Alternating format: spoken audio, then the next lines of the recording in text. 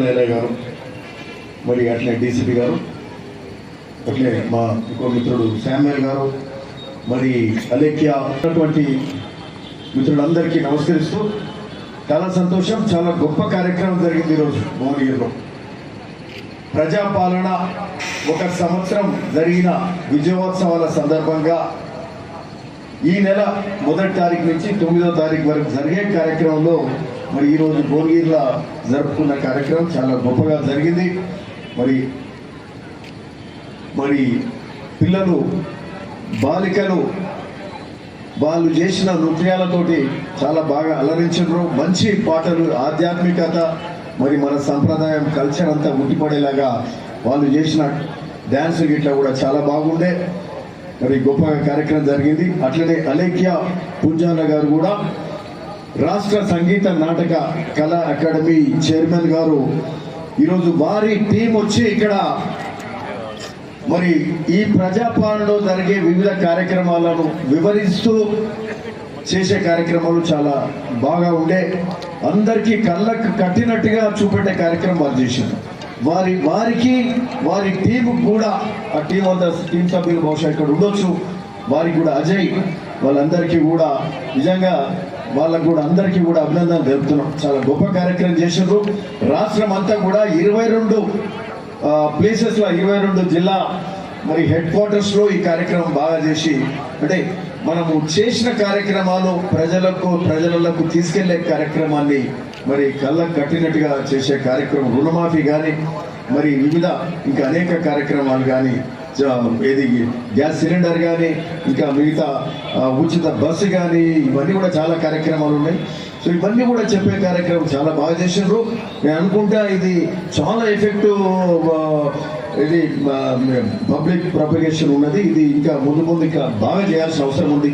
మరి ఇది ఎక్కువ అవసరం కూడా, ఎందుకంటే ఈరోజు ఇన్ని గొప్ప కార్యక్రమాలు అవుతుంటే మరి ప్రతిరోజు ప్రతిపక్షాలు బురద జల్లే కార్యక్రమం చేస్తున్నాయి. ప్రతిరోజు కాళ్ళల్లో కట్టబెట్టి, అంటే ఏదన్నా కార్యక్రమం అనౌన్స్ చేయగానే దానికి అడ్డం పడే కార్యక్రమం చేస్తుంది. అంటే ప్రజలల్లో ఒక విధమైన అనిశ్చిత ఏర్పడే విధంగా, ఒక మభ్యపట్టే విధంగా అసలు ఏం జరుగుతుంది తెలంగాణ రాష్ట్రంలో, మరి ఏదైనా ఇబ్బందికర పరిస్థితులు ఉన్నాయన్నట్టు తీసుకొచ్చే కార్యక్రమం మరి ప్రతిరోజు ఈ టీఆర్ఎస్ వాళ్ళు కానీ బీజేపీ వాళ్ళు కానీ చేసే కార్యక్రమం చేస్తున్నారు. గొప్ప కార్యక్రమాలు పక్కకు జరుగుతున్నాయి. మరి ఇవన్నీ జరుగుతుంటే ఇది మనం చెప్పుకునే అవసరం కూడా ఉన్నది. మాకేమో కాంగ్రెస్ వాళ్ళకేమో చెప్పడం తక్కువ, చేసేది ఎక్కువ. టీఆర్ఎస్ వాళ్ళు ఏమో ఇక మంచి మాటకారులు, హరీష్ రావు, కేటీఆర్, ఇక కేసీఆర్ అయితే చెప్పాల్సిన అవసరం లేదు. మాయ మాటలు చెప్తారు, మభ్య పెడతారు. తెచ్చిన తెలంగాణలో సబ్బండ వర్గాలు మరి కొట్లాడి తెచ్చుకున్న తెలంగాణను మేమే ముందుడి పోరాటం చెప్పుకుంటారు.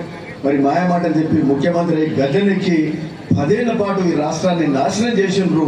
మరి ఈరోజు వాళ్ళని ఇంటికి పంపించే కార్యక్రమం చేసి ఒక ప్రజాపాలన, కాంగ్రెస్ పాలన, రేవంత్ రెడ్డి గారి ఆధ్వర్యంలో తీసుకొచ్చిన ప్రజాపాలన అనేక గొప్ప కార్యక్రమాలు చేస్తుంటే దీన్ని ప్రతిరోజు ఏ ఒక్క ప్రోగ్రాం అనౌన్స్ చేయగానే దాన్ని తప్పుడు కార్యక్రమంగా చూపెట్టే కార్యక్రమం చేస్తున్నారు. కాబట్టి ఈరోజు చెప్పాల్సిన అవసరం ఉంది. ప్రతి కాంగ్రెస్ కార్యకర్త మరి ఈ యొక్క పథకాలు లబ్ధి పొందిన వాళ్ళందరూ కూడా, లబ్ధిదారులందరూ కూడా దీని మీద వాళ్ళు మాట్లాడాల్సిన అవసరం ఉంది. ఎందుకంటే ప్రభుత్వాలు మంచి చేసినప్పుడు, వాళ్ళ చిత్తశుద్ధి చూపెట్టినప్పుడు, ఆ చిత్తశుద్ధిని, ఆ ప్రభుత్వాలను వాళ్ళు చేసిన మంచిని ప్రోత్సహించి ఆ ప్రభుత్వానికి ఇంకా అండగా ఉండాల్సిన అవసరం ఇది కాంగ్రెస్ కార్యకర్తల యొక్క ప్రజలకు, ఈ లబ్ధిదారులకు కూడా ఉన్నదని కూడా ఈ సందర్భంగా చెప్తున్నాం. ఎందుకంటే అప్పుడే ప్రభుత్వాలు, ఆ ముఖ్యమంత్రి కానీ, ఆ క్యాబినెట్ కానీ, అక్కడికి సంబంధించిన ఎమ్మెల్యేలు కానీ ఇంకా బాగా చేసే పరిస్థితి ఉంటుంది. ఇంకా బాగా మేలు చేసే కార్యక్రమం చేస్తారని ఈ సందర్భంగా చెప్తా ఉన్నాం. ముఖ్యంగా ఈరోజు గ్రహించాలి, ఈరోజు రుణమాఫీ అనేది ఎక్కడన్నా ఏ రాష్ట్రంలోనన్నా 1,00,000 రూపాయల రుణమాఫీ సరిగ్గా చేసిండ్రా ఈ దేశంలో అని అడుగుతున్నాం. ఈరోజు 2 లక్షల రూపాయల రుణమాఫీ ఏకకాలంలో మొదటి సంవత్సరంలోనే 21,000 కోట్లు, 22,000 అంటే 22,000 కోట్ల రుణమాఫీ మరి మొదటి సంవత్సరంలో చేసిన ఘనత కాంగ్రెస్ ప్రజాపాలన రేవంత్ రెడ్డి గారి ఆధ్వర్యంలో జరిగిందని ఇది గర్వంగా చెప్పాల్సిన అవసరం ఉంది. ఎక్కడ ఏ రాష్ట్రంలో నిన్ననే నల్లగొండల ముఖ్యమంత్రి గారు ఛాలెంజ్ చేసిండ్రు, ఏడ మోడీ గారిని అడిగారు, ఇక్కడ కేసీఆర్ గారిని అడిగారు, ఎక్కడ ఏ ప్రభుత్వం అయినా ఒకేసారి 22,000 కోట్లు మొదటి సంవత్సరంలో చేసిన కార్యక్రమం ఎవరైనా చేస్తే దానికి మేము తయారున్నాము, దానికి తల ఉంచుతామని నిన్న ముఖ్యమంత్రి రేవంత్ రెడ్డి గారు చెప్పిన సందర్భం మరి ఎక్కడన్నా జరిగిందా ఈ సందర్భంగా అడుగుతున్నాం. ₹1,00,000 కాదు కదా, ఈరోజు 2 లక్షల రూపాయల రుణమాఫీ మరి ముఖ్యమంత్రి రేవంత్ రెడ్డి గారు చేసినట్టే, అది కూడా అప్పుల రాష్ట్రంగా మిగిల్చిన ఈ తెలంగాణ రాష్ట్రంలో అంతకుముందు చేసిన ఘనకార్యం చేసిన మరి టీఆర్ఎస్ ప్రభుత్వాన్ని ఈరోజు అప్పులు ఉన్నప్పటికీ కూడా సాహసోపేతంగా మరి 2 లక్షల రుణమాఫీ చేసిన ఘనత ముఖ్యమంత్రి రేవంత్ రెడ్డి గారు అని చెప్పడంలో ఏ మాత్రం సందేహం లేదు. దాన్ని గుర్తించాల్సిన అవసరము ఆ లబ్ధిదారులందరి మీద బాధ్యత ఉన్నది. కాంగ్రెస్ కార్యకర్తలు దాన్ని చెప్పాల్సిన అవసరం కూడా ఉన్నదని కూడా ఈ సందర్భంగా చెప్తున్నాం. లేదంటే అన్న ఏదో తక్కువైంది ఇదేదో తక్కువైంది అని మాటలు మాత్రం రావద్దు. చాలా గొప్ప కార్యక్రమాలు మంచిగా జరుగుతున్నాయి కాబట్టి అది చెప్పుకోవాల్సిన అవసరం ఉంది. ఇంకోటి ఇప్పుడే మన సమ్మేళన చెప్తుండ్రి, మెస్ ఛార్జెస్ ఈరోజు 40% మెస్ ఛార్జీలు ఎవ్వరు అడగలే. 40% మెస్ ఛార్జీలు, ₹950 ఉన్న మెస్ ఛార్జీలు ₹1,450 పెంచారు, ₹1,450 చేసినట్టే. అది ఎంత గొప్ప కార్యక్రమం నాకు అనిపించింది. చాలా మొన్న 4 రోజుల కింద పోయి హాస్టల్లో భోజనం చేస్తున్నాం. అక్కడ పిల్లలను అడిగినాం, ఓ క్లాస్లకు పోయినాం, ఇంకా మెస్లకు కూడా పోలే, ఫుడ్ సెక్షన్ కూడా పోలే, ఎట్లా ఉన్నది కానీ చదువులు ఎట్లున్నాయని చెప్పి మరి ఫుడ్ ఎట్లుందని అడిగినాం. మస్తు ఉందన్న అన్నాడు, మస్తు అన్నాడు. అంటే ఒక్కటే స్టేట్మెంట్, సింపుల్ స్టేట్మెంట్. అంటే అంత గొప్పగా మెస్ ఛార్జీలు ఒక ధనికుని ఇంట్లో, ఒక మంచి రైతు ఇంట్లో, ఒక ఆసామి ఇంట్లో, ఒక ఆఫీసర్ ఇంట్లో ఎట్లా ఫుడ్ దొరుకుతుంది ఆ పిల్లలకు, అట్లా ఈరోజు తెలంగాణ రాష్ట్రంలో SC BC ST minority hostels గురుకులాలలో అట్లాంటి ఆహారం దొరుకుతుందంటే, ఫుడ్ పెడుతుందంటే నిజంగా చాలా గొప్ప కార్యక్రమంగా నేను దీన్ని చెప్పాల్సిన అవసరం ఉంది. ఎందుకంటే ముఖ్యమంత్రి రేవంత్ రెడ్డి గారు కూడా పేద ప్రజలు, బడుగు బలహీన వర్గాలు, వాళ్ళ ఆరోగ్యాలు బాగుండాలి, వాళ్ళు దృఢంగా ఎదగాలి. స్పోర్ట్స్ యూనివర్సిటీ కూడా పెట్టింది. ఈరోజు స్పోర్ట్స్ లో కూడా ఒలింపిక్ మెడల్ కూడా కొట్టాలి మరి అని చెప్తూ, మరి ఆ స్పోర్ట్స్ లో కూడా మరి శరీరం దృఢంగా ఆరోగ్యం ఉంటేనే వాళ్ళ స్పోర్ట్స్ లో కూడా ఉంటారు, శరీరం ఆరోగ్యం ఉంటేనే చదువులలో కూడా ఆరితేరుతారు. కాబట్టి అట్లాంటి ఫుడ్ మరి అట్లాంటి స్కూల్స్ కూడా ఏర్పాటు చేసే కార్యక్రమం చేస్తున్నారు. మొదటి సంవత్సరంలోనే ఒక్కొక్క భువనగిరి నియోజకవర్గంలోనే 7.5 కోట్ల రూపాయలతోటి మరి స్కూల్స్ మీద ఇన్ఫ్రాస్ట్రక్చర్ డెవలప్ చేశారు. కాంపౌండ్ వాల్స్ కానీ, గోడలు లేవు స్కూల్లో, పెద్ద పెద్ద ఆవరణలు ఉన్నాయి, పాత గోడలు ఎప్పుడో పెట్టిన గోడలు కూలిపోయినాయి, స్కూల్ అదనపు గదులు కట్టిండ్రు, బాత్రూమ్ లేకుండే ఆడపిల్లలకు ఇబ్బంది ఉండే.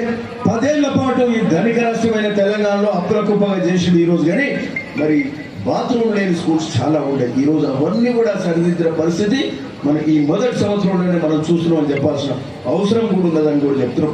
మా వంతుకు మేము కూడా మా బడ్జెట్లోకి వెళ్ళి ఎస్డిఎఫ్ ఫండ్లకి వెళ్ళి కూడా దాదాపు 1-2 కోట్ల రూపాయలు కూడా స్కూల్ కోసమే, స్కూల్ ఎడ్యుకేషన్ కోసమే, ఇన్ఫ్రాస్ట్రక్చర్ కోసమే కూడా పెట్టినమని ఈ సందర్భంగా చెప్తున్నాం.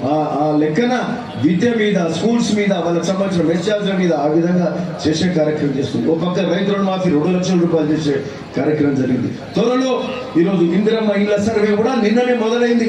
నిన్న మొదలు పెట్టిన రాష్ట్రంలో ఇందిరమ్మ ఇల్లు 10 ఏళ్ల పాటు ఇచ్చిండా కేసీఆర్. ఇందిరమ్మ ఇల్లు 10 ఏళ్ల పాటు ఇయ్యలే. నాడు కాంగ్రెస్ హయాంలోనే ఉమ్మడి రాష్ట్రంలో 45 లక్షల ఇళ్ళు అయితే మరి బుద్ధిమంతుని కొంచెమన్నా సోవిడనా, పేదవాళ్ళకి ఇల్లు ఉండాల్సిన అవసరం ఉందా లేదా అనేది మరి ఆలోచన చేసిండా నాటి ముఖ్యమంత్రి కేసీఆర్ అని చెప్పి ఈ సందర్భంగా అడుగుతున్నాం. మరి మొదటి సంవత్సరంలోనే ఇందిరమ్మ ఇండ్లు 3,500 ఇండ్లు, 4,500 కదా, 3,500 4,500 కోట్లతోటి 3,500 ఇండ్లు ప్రతి నియోజకవర్గానికి ఇచ్చే కార్యక్రమం కూడా మొదలవుతుంది. ఆ సర్వే కూడా మరి అంటే దానికి ఒక యాప్ పెట్టిండ్రు, ఆ సర్వే కూడా మొదలైంది. కలెక్టర్ గారు కూడా చెప్తా ఉన్నారు. మరి ఆ సర్వే ద్వారా అతి పేదవాని దగ్గర నుంచి మొదలుపెట్టి ఇందిరమ్మ ఇల్లు ఇచ్చే కార్యక్రమం కూడా మొదలవుతుంది. సో ఎక్కడ వెనక్కి పోయే ముచ్చట్లేదు. అంతకుముందు 6 గ్యారెంటీలు, 500కే గ్యాస్ సిలిండర్, 200 యూనిట్ల కరెంటు ఉచిత బిల్లు కానీ, ఆరోగ్యశ్రీ 5 లక్షల నుంచి 10 లక్షలకు పెంచే కార్యక్రమం కానీ, మీరు ఆరోగ్యశ్రీ కూడా తీసుకోండి, సీఎం రిలీఫ్ ఫండ్ కూడా తీసుకోండి. సీఎం రిలీఫ్ ఫండ్ గత అంతకుముందున్న సంవత్సరంలో ఇదే యాదాద్రి భువనగిరి ఇదే సీఎం రిలీఫ్ ఫండ్ 440 కోట్ల రూపాయలు వస్తే మరి ఈ ప్రజాపాలనలో మొదటి సంవత్సరంలో అంతకు డబల్గా 810 కోట్ల రూపాయలు సీఎం రిలీఫ్ ఫండ్ కింద ఇచ్చారు. అంటే ఏ విధమైన చిత్తశుద్ధి ఈ తెలంగాణ కాంగ్రెస్ ప్రభుత్వానికి ఉంది, ప్రజాపాలనలో ముఖ్యమంత్రి రేవంత్ రెడ్డి గారికి ఉందో దీన్ని బట్టి అర్థం చేసుకోవచ్చు. ఒకటి రెండు మచ్చుకు చెప్తే సరిపోతుంది. మెస్ ఛార్జీలు ఎట్లా 40% పెంచుర్రు, మరి ఏ విధంగా సీఎం రిలీఫ్ ఫండ్ డబల్ చేసిండ్రు. అడిగిన వాళ్ళందరికీ కూడా అంతకుముందు 50,000, 60,000 లక్షల రూపాయలు వస్తే ఈరోజు 1,00,000, 1,50,000, 2.5 లక్షలు, 3.5 లక్షలు కూడా సీఎం రిలీఫ్ ఫండ్ ఇస్తే పేదవానికి మేలు జరిగే కార్యక్రమం జరుగుతుంది. ఎల్ఓసీలు ఇమ్మీడియట్ గా వస్తున్నాయి. మరి ఈ విధంగా అన్ని కార్యక్రమాలు బాగా జరుగుతున్నాయి. రైతుల ఒడ్ల కొనుగోలు కూడా చరిత్రలో ఎప్పుడు జరగలే. మొదలైన 10-15 రోజులలో ఒడ్ల కొనుగోలు మొత్తం కూడా అయిపోయింది. పోయినసారి కూడా బాగానే అయింది. పోయిన పంట కనీసం ఫోన్లు చేసినాం, అక్కడిక్కడ ఏమైతుంది, ఏం సంగతి, ఇబ్బందులు ఎట్లా సెట్ చేద్దామని. అప్పుడు కూడా బాగానే జరిగింది. ఈసారి మాత్రం ఒక్క ఫోన్ కాల్ రాలే, ఒక్క కంప్లైంట్ రాలే. ఒడ్ల కొనుగోలు పర్ఫెక్ట్ గా జరిగింది. మరి అది కూడా ఒక్క కేజీ కూడా దండి కొట్టలే. ఓన్లీ బస్తా కిలో మాత్రం కొట్టిండ్రు. మరి బస్తా కిలో అది ఎప్పుడైనా ఉన్నదే, బస్తా కిలో తీసుకుండ్రు. అట్లే ఏ గ్రేడ్ అంటే ఏ గ్రేడ్ కింద తీసుకుంటారు. మా మూసి నదీ పరివాహక ప్రాంతం ఓట్లు ఎప్పుడు బి గ్రేడ్ అనే కన్ఫ్యూజన్ ఉంటుంది, రైతులు బాధపడతారు. ఈసారి ఏ గ్రేడ్ అంటే ఏ గ్రేడ్, బి అంటే బి గ్రేడ్ కింద తీసుకున్నారు. సో ఆ విధంగా ఒడ్ల కొనుగోలు పర్ఫెక్ట్ అయింది. అన్ని కార్యక్రమాలు కూడా మంచిగా జరిగే కార్యక్రమం జరుగుతుంది. ధరణి చట్టంతో కూడా రైతులు ఇబ్బంది పడే కార్యక్రమం ఉండే. గత 10 ఏళ్లుగా రైతుల భూములు అసైన్ ల్యాండ్స్, పేదల ఎస్సీ బీసీలై కానీ అసైన్ ల్యాండ్స్ గుంజుకునే కార్యక్రమం కూడా జరిగింది. అవి ఇంకొకరి కట్టబెట్టే కార్యక్రమం జరిగింది ధరణి పోర్టల్ ద్వారా. ఈరోజు ఆ ధరణి ప్లేస్ లో ఒక సరళీకృతమైన విధానాన్ని, కొత్త చట్టాన్ని తీసుకొచ్చే కార్యక్రమం ఈ ఇప్పుడు జరగబోయే అసెంబ్లీ ఫోర్త్ సెషన్ లో పెట్టే కార్యక్రమం కూడా జరుగుతుంది. రేపటికెళ్ళి అసెంబ్లీ సెషన్ కూడా ఉంది. రైతులకు కూడా అది ఒక శుభవార్త. మరి భూములకు సంబంధించిన ఇబ్బందులు ఉండకుండా కొత్త సరళీకృతమైన విధానం, మరి కొత్త చట్టాన్ని తీసుకొచ్చే కార్యక్రమం పొంగిరెడ్డి శ్రీనివాస్ రెడ్డి గారు తీసుకొస్తారు. సో అనేక కార్యక్రమాలు అవుతున్నాయి. సీతక్క గారి ద్వారా పంచాయతీ రోడ్లు అన్నీ కూడా అవుతున్నాయి. మనకు సంబంధించి భువనగిరి నియోజకవర్గానికి ప్రతి మండలంలో మట్టి రోడ్లు ఉన్న కాడ ఫార్మేషన్లు ఉన్న కాడ బీటీ రోడ్లు, దాదాపుగా 2-3 రోడ్లలో మట్టి రోడ్ అనేది ఉండదు, అన్ని బీటీ రోడ్లు అయ్యే పరిస్థితి భువనగిరి నియోజకవర్గంలో ఉండబోతుంది. మరి వెంకటరెడ్డి గారి ద్వారా R&B శాఖ మంత్రులు, మన జిల్లా నాయకులు, ప్రియతమ నాయకులు వారి ద్వారా మూసీ మీద ఉన్న బ్రిడ్జిలన్నీ కూడా, R&B రోడ్లన్నీ కూడా అవన్నీ కూడా కంప్లీట్ చేసుకునే కార్యక్రమం చేస్తున్నాం. మరి జూలూరు బ్రిడ్జ్ కానీ అక్కడ సంఘం దగ్గర ముఖ్యమంత్రి గారే స్వయాన మూసీ ప్రక్షాళన కోసం పునరుజ్జీవం చేసే కార్యక్రమం కూడా ముఖ్యమంత్రి గారు రావడం, ఆ మూసి ఏ విధంగా మరి అక్కడ మురికి నీళ్ళు ఉన్నాయో, ఏ విధంగా ప్రజలను ఇబ్బంది పెడుతుందో, రైతులు ఎట్లా బాధపడుతుందో, రైతు కూలీలు మరి కుల వృత్తుల వాళ్ళ ఇబ్బందులు ఏ విధంగా ఉన్నాయి, మూసి ప్రక్షాళన ఏంటిది అవసరం అనే దానికి స్వయంగా తెలుసుకోవడానికి వారే పాదయాత్ర ద్వారా వారి బర్త్డే నాడు వచ్చిండు. అది కూడా మరి ఆ రోజు కూడా చూసిండు. ఆ మూసి ప్రక్షాళన పునరుజ్జీవం చేసే కార్యక్రమం ఇంకా గట్టిగా చేస్తా. ప్రతిపక్షాలు యువకుడు మాట్లాడి ముచ్చట్లేదు. నల్లగొండ ప్రజలు కోరుకుంటున్నారు, 40 లక్షల మంది ప్రజలు కోరుతున్నారు, హైదరాబాద్ లో 1 కోటి మంది కోరుకుంటున్నారు. ఇది ఖచ్చితంగా చేయాల్సిందనే దృఢ నిశ్చయంతో వారు తిరిగి వెళ్లే ముందు సంఘం దగ్గర బ్రిడ్జ్ కూడా 40 కోట్లతోటి మూసి మీద బ్రిడ్జ్ కూడా చేసే కార్యక్రమం చేస్తున్నారు. అట్లనే శివలింగం కూడా ఆడ భీమలింగేశ్వర స్వామి ఉన్నాడు, భీమలింగాన్ని ఆడ మంచి పుణ్యక్షేత్రంగా తీర్చిదిద్దండి, వానికి 2 కోట్ల రూపాయలు ఇచ్చి మంచి టెంపుల్ కూడా తీర్చిదిద్దని చెప్పిండు. ఒక సుందరమైన ప్రదేశం మూసి మధ్యలో ఒక స్ట్రిప్ ఐలాండ్ గా పోతుంది. ఆ స్ట్రిప్ ఐలాండ్ లో 200 మీటర్లు పోయినాక శివలింగ ప్రాంతం ఉంటుంది. ఒక అద్భుతంగా ఉంటుంది, ఒక బాహుబలి సెట్టింగ్ లాగా ఉంటుంది. అది గొప్ప క్షేత్రంగా కూడా తీర్చిదిద్దాం. ముఖ్యమంత్రి గారు వచ్చిపోగానే మళ్ళా కార్తీక మాసంలో వేలాది మంది వచ్చారు, 80,000 మంది మరి భక్తులు ఆడికి వచ్చిందంటే చూడండి ఏ విధంగా. నిజంగా ముఖ్యమంత్రి గారు ఆడికి రావడం, మరి ఆ భీమలింగేశ్వర స్వామి దర్శనం చేసుకుని మూసి పునరుజ్జీవ కార్యక్రమానికి వారు నడుం బిగించిన సందర్భంగా చెప్తూ, సో దాని మీద కూడా మంచి ఆర్కిటెక్ట్ తీసుకొని నేను కలెక్టర్ గారు కూడా వెళ్ళి ఆడికి ఒక హైదరాబాద్ లో ఫేమస్ ఆర్కిటెక్ట్ తీసుకొని ఆ ల్యాండ్స్కేప్ గా ఎట్లా చేయాలనే కార్యక్రమం కూడా చేసినాం. సరే ఏదేమైనప్పటికీ పొద్దుపోయింది, ఎక్కువ మాట్లాడాలంటే కూడా సరే ఒకటి మాత్రం చెప్తాం, మొత్తం తెలంగాణ రాష్ట్రం మంచి అభివృద్ధి దశలో ముందుకు పోతుంది. అందులో ఏ మాత్రం కూడా సందేహం లేదు. మన భువనగిరి నియోజకవర్గానికి సంబంధించి కూడా సాగునీరు కాలువలైన బునియాద్ కానీ, పిలాయిపల్లి, ధర్మాడి కాలువలు స్వయాన ఇరిగేషన్ శాఖ మాత్యులే మా పిలుపు మేరకు వీర్లయ్య గారు, నేను కానీ, వీరేశం గారు, శామ్యుల్ గారు పిలిచినాము. వారికి ఎన్నో విజ్ఞాపన పత్రాలు ఇస్తే వారే స్వయంగా వచ్చి బునియాదిగాని కాలం చూసి 249 కోట్ల రూపాయలు అక్కడ వాటికి శాంక్షన్ చేసి, పిలాయిపల్లి ధర్మాడి కాలువలకు 225 కోట్లు శాంక్షన్ చేసి, దాదాపు 70,000 ఎకరాల పారుదలకు నిధులు కేటాయించడం జరిగింది. టెండర్లు కూడా పిలిచారు బునియాదిగాని కాలువకు. మరి అట్లా ఇక్కడ ఉన్న మన ఎదురుగా ఉన్న భువనగిరి ఫోర్టు కూడా మన ఈ సమయం ఎట్లా ఉందంటే భువనగిరికి మహర్దశ మొదలైందని చెప్పడంలో ఏ మాత్రం డౌట్ లేదు. ఇది 6 నెలలకి చెప్తూనే ఉన్నాం, ఒక్కొక్కటి కూడా అవుతున్నాయి. భువనగిరికి రోప్వే కూడా 108 కోట్లతో అవుతున్నాయి. 68 కోట్లు మొదటి విడతగా శాంక్షన్ కూడా జరిగినాయి. నిన్న మొన్న ల్యాండ్ ఎక్విజిషన్ కూడా కొంత పరిస్థితి ఇబ్బంది ఉండే, ఆ ఇబ్బంది కూడా తొలగించడం. నేను కలెక్టర్ గారు మరి మా రెవెన్యూ అధికారులందరూ మాట్లాడి ఆడ ఎకరం భూమి ఏదో ఉంటే దాని కన్సెంట్ కూడా తీసుకున్నాం. తొందరలో భువనగిరి ఫోర్ట్ డెవలప్మెంట్ కూడా డెవలప్ చేసే కార్యక్రమం చేస్తూ మరి అట్లనే ఇక్కడ ముత్తిరెడ్డిగూడెం దగ్గర ఇండోర్ స్టేడియం కూడా దానికి మనం వచ్చిన మొదటి వారంలోనే దానికి శాంక్షన్ రావడం, 30 కోట్ల రూపాయలు శాంక్షన్ కావడం, మరి దానికి కూడా భూమి అలాట్మెంట్ వారం లోపలనే జరిగింది.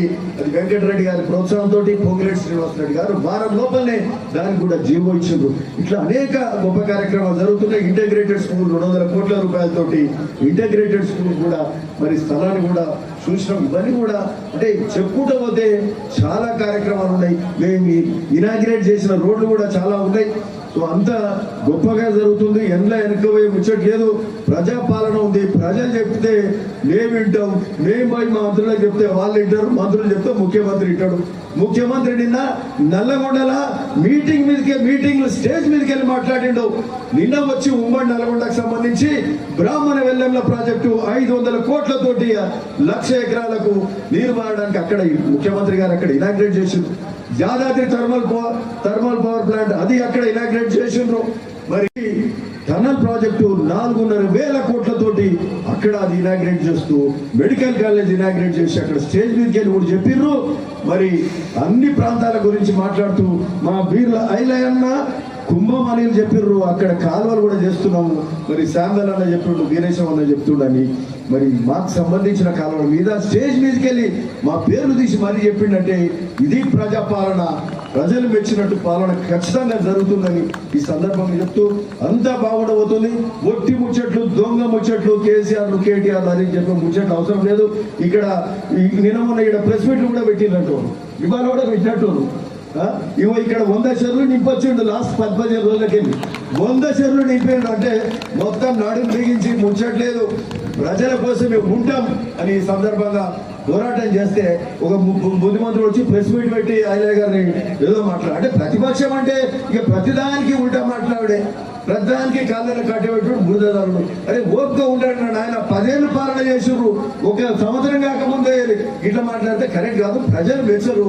నిర్మాణాత్మకమైన విమర్శలు చేయండి తప్పితే ఒట్టొట్టి ముచ్చట్లొద్దు. చూడండి, తప్పులు జరిగినప్పుడే మాట్లాడి తప్పితే మంచి పనులకు సహకరించాలి కూడా ఈ ప్రతిపక్షాలను కూడా చెప్తూ యాదాద్రి భువనగిరి ఇద్దరం ఐలన్న నేను కలిసి కూడా ఇక్కడ శాంబల్ అన్న మరి అక్కడ వారేమో నల్గొండకి వస్తాడు, ఇటు వస్తాడు. వీరేశం గారు సూర్యాపేటలో పోతాడు కొంచెం. మొత్తం అందరం కలిసి గట్టిగా ఉమ్మడి జిల్లా అందరం కలిసి అభివృద్ధి చేసుకుంటాం. వల్ల వెనక పోయి ముచ్చట్లేదని సందర్భం చెప్తూ అందరికీ నమస్కరిస్తూ థ్యాంక్ యూ.